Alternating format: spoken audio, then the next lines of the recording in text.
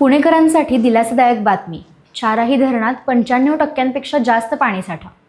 पुणे शहर आणि परिसरासाठी अत्यंत आनंदाची आणि दिलासादायक बातमी समोर आली आहे. पुण्याला पाणी पुरवठा करणाऱ्या चारही प्रमुख धरणांच्या पाणलोट क्षेत्रात गेल्या काही दिवसांपासून झालेल्या दमदार पावसामुळे धरणांमधील एकूण पाणीसाठा 95%च्या पार गेला आहे. पावसाळ्याच्या सुरुवातीला चिंतेचे ढग जमा झालेले असताना जुलै आणि ऑगस्ट महिन्यातील मुसळधार पावसाने पुणेकरांची पाण्याची चिंता पूर्णपणे मिटवली आहे. या मुबलक पाणीसाठ्यामुळे आगामी संपूर्ण वर्षासाठी पुण्याचा पिण्याच्या पाण्याचा प्रश्न सुटला असून शेती आणि उद्योगांसाठी मोठा दिलासा मिळाला आहे. नमस्कार, मी जान्हवी आणि आपण पाहत आहात अनफिल्टर्ड महाराष्ट्र. खडकवासला धरण साखळी प्रकल्प अत्यंत महत्त्वाचा मानला जातो.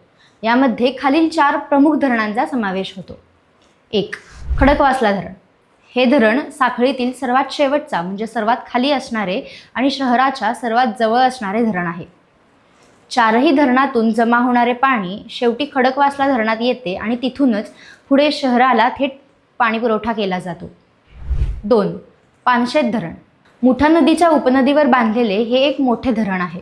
या धरणाची पाणीसाठा क्षमता खूप मोठी असून शहराच्या मुख्य पाण्याचा हा एक प्रमुख स्रोत आहे.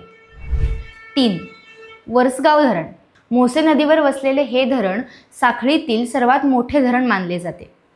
यात मुबलक पाणीसाठा सामावून घेण्याची क्षमता आहे. 4. टेमघर धरण. मुठा नदीच्या उगम क्षेत्राजवळ असणारे हे धरण सह्याद्रीच्या डोंगरांमध्ये वसलेले आहे. पाणलोट क्षेत्रात पडणाऱ्या पावसाचा पहिला मोठा फायदा टेमघर धरणाला होतो. चारही धरणाची एकूण पाणी साठवण क्षमता 29.15 TMC इतकी आहे. सध्या या चारही धरणांमध्ये मिळून 95%पेक्षा जास्त पाणीसाठा जमा झाला आहे. धरणांमध्ये 95%पेक्षा जास्त पाणीसाठा जमा झाल्याने आणि पाणलोट क्षेत्रात सातत्याने पाऊस सुरू असल्याने जलसंपादन विभागाने खबरदारीचे उपाय योजले आहेत. खडकवासला धरण 100% भरल्यामुळे धरणाचे दरवाजे उघडून मुठा नदीच्या पात्रात विसर्ग सुरू करण्यात आला आहे. मुठा नदीच्या सखल भागात राहणाऱ्या नागरिकांना तसेच भिडे पूल, डेक्कन, सिंहगड रस्ता या परिसरातील रहिवाशांना प्रशासनाकडून सतर्कतेचा इशारा देण्यात आला आहे. आपत्ती व्यवस्थापन सज्ज. पुणे महानगरपालिका आणि आपत्ती व्यवस्थापन पथके 24 तास परिस्थितीवर लक्ष ठेवून आहेत. या मुबलक पाणीसाठ्याचे काय फायदे होतील? पुणे शहराला दररोज सुमारे 1.5 ते 1.6 TMC पाणी पालिकेकडून पुरवले जाते. वर्षाला शहरासाठी साधारण 16 ते 17 TMC पाण्याची आवश्यकता असते. चारही धरणात मिळून 28 TMC पेक्षा जास्त पाणी साचल्यामुळे पुढील पावसाळ्यापर्यंत पुणेकरांना पाणी कपातीला सामोरे जावे लागणार नाही.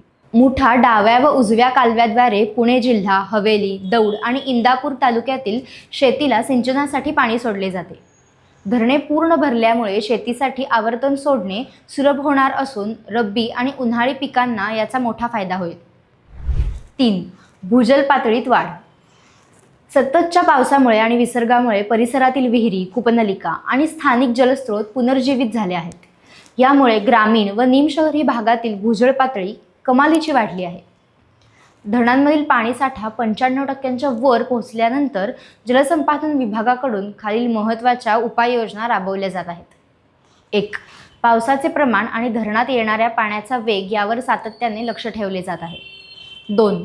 नदीपात्रात अचानक पूर येऊ नये म्हणून खडकवासला धरणातून टप्प्याटप्प्याने पाण्याचा विसर्ग वाढवला किंवा कमी केला जात आहे. 3. धरणांच्या पाणलोट क्षेत्रात कचरा किंवा गाळ साचू नये यासाठी स्थानिक प्रशासनाकडून उपाययोजना केल्या जात आहेत. नागरिकांसाठी महत्त्वाच्या सूचना व काळजी. पाणीसाठा मुबलक झाला असला तरी पाण्याचा अपव्यय टाळणे आणि पुराच्या काळात काळजी घेणे हे अत्यंत गरजेचे आहे. विसर्ग सुरू असताना सेल्फी काढणे, कपडे धुणे किंवा नदीपात्रात गाडी पार्क करणे टाळा. सिंहगड रोड, एकता नगर आणि इतर सखल भागातील नागरिकांनी प्रशासनाच्या सूचनेचे पालन करावे.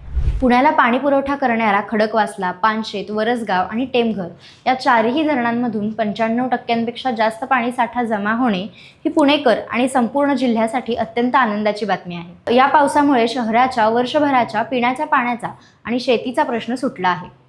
प्रशासनाच्या योग्य नियोजनामुळे आणि नागरिकांच्या सहाय्याने हा पाण्याचा साठा शहराच्या शाश्वत विकासासाठी मोलाचा ठरेल. तुम्हाला काय वाटते? तुमची मते खाली कमेंट बॉक्समध्ये नक्की कळवा. हा व्हिडिओ जास्तीत जास्त लोकांपर्यंत शेअर करा आणि अशाच हवामान अपडेट्ससाठी आमच्या चॅनलला सबस्क्राईब करायला विसरू नका. धन्यवाद.